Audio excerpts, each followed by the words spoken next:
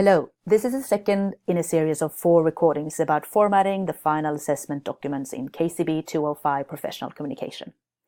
In this recording, I'll be looking at overall design and layout.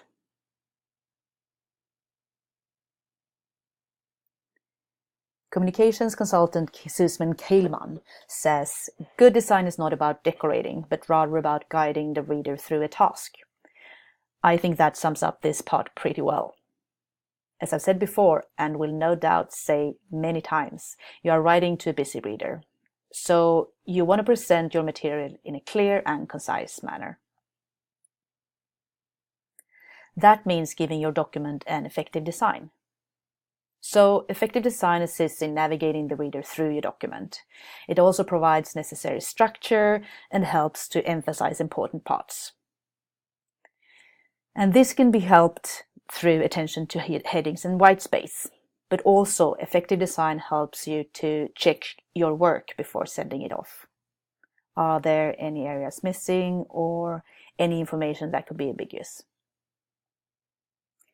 This is important to gain and maintain credibility, but it could also have some legal ramifications if you've forgotten to include something or if what you have included is open to misinterpretation. Headings and access. As I just said, headings are really important. They help you chunk information and allow readers to skim, because that's what we do as readers. We look at headings and find what we're most interested in or what we find most relevant. With professional documents, you need to write for the readers. Your reader may not follow your document from start to finish, but might choose to begin at a particular section. For example, the benefits or maybe the costings. The most popular starting point, of course, would be the executive summary. And remember, the executive summary cannot be written before the team document has been completed. But more about executive summaries in later lectures.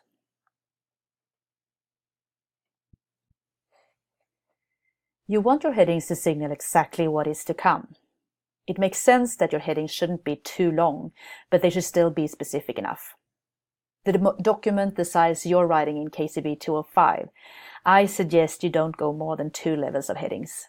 So I'm talking about the main heading and then subheadings. Take a look at this example in relation to a report about photocopying issues. The main heading is fixing problems. And then there are 3 headings that relate to that main heading. In this case, the subheadings help focus your information.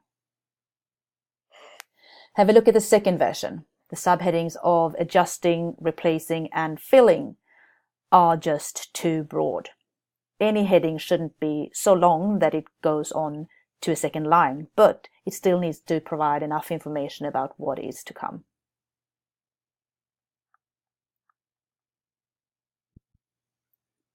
It could be very useful to include some dot points in your proposal document as a simple way of getting across some information. But again, always aim for professionalism. The little things can make a huge difference. See here, the top one is not written in parallel. Yes, you understand what's meant to be said, but a better way is underneath, with an active verb to start each line. Remember too that dot points should never stand alone. They need to be introduced, summarized, or both.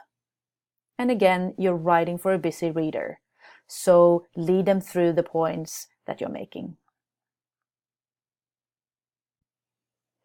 Finally, about headings. In writing and editing, make sure what's included under the heading matches the heading. Also, some students over the years have changed the order of the document or even the information they have included, but haven't changed the table of contents to reflect that.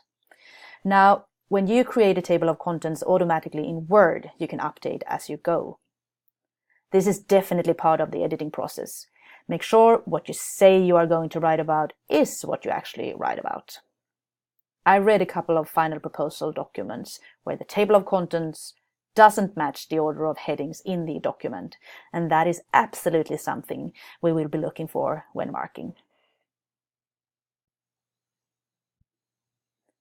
Over to a few styling issues. Avoid all caps, because they're much harder to read. There's a good reason why young children are taught lowercase letters first. The actual shape helps with reading, and that doesn't change as we get older. Think about consistency and ease of reading. You may choose to bold headings. Sometimes we use italics, for instance, with titles. I would be very careful with underlining words in a professional document. Is it really necessary? In relation to headings, there may be times when you use what is called maximal capitalization of words, where each major word is capitalized at the beginning. Or you might use minimal capitalization, with the first word capitalized only. If this sounds a little bit confusing, both examples are shown on this slide. Often organizations have a favored approach. Sometimes it's up to the individual. Just make sure you are consistent and don't go overboard. There's absolutely no need to have problems bolded in an increased font size and underlined and in red. And very, very, very rarely would you include an exclamation mark at the end.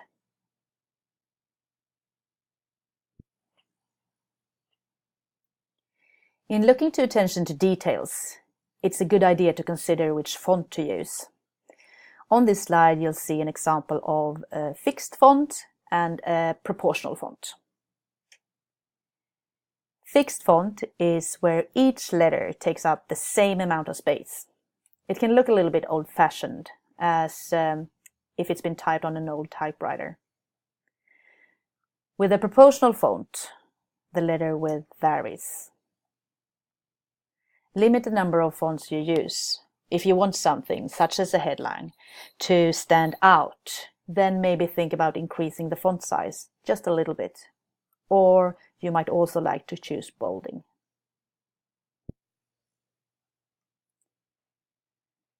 As professional writers, it's good to know some of the terminology. For instance, the difference between serif and sans serif. Serif are those small extensions, the sharp little bits at the top and the bottom of, for example, an S. Sans serif are without extensions.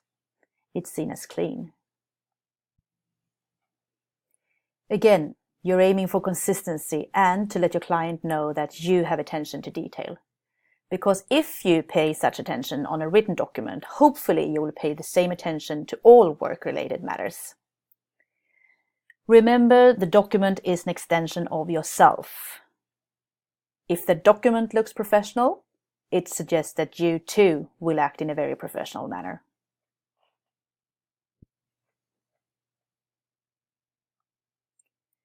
Think about what font size you use. Again, keep it simple. 1 or 2 different sizes for this document. It says here to use highlighting and decorative elements in moderation. Again, it's about ease of readership. What do you really want the reader to focus on? Now, naturally, your document should reflect your client and their operation, but don't make assumptions. Remember, this is still a business transaction.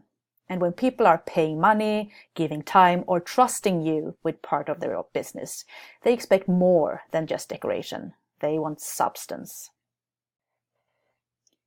Your document should be at least font size 11 or 12 for the main body of the text. My personal preference is Times New Roman in size 12 because it's easy to read and looks professional. But that's just my preference when it comes to maximizing readability.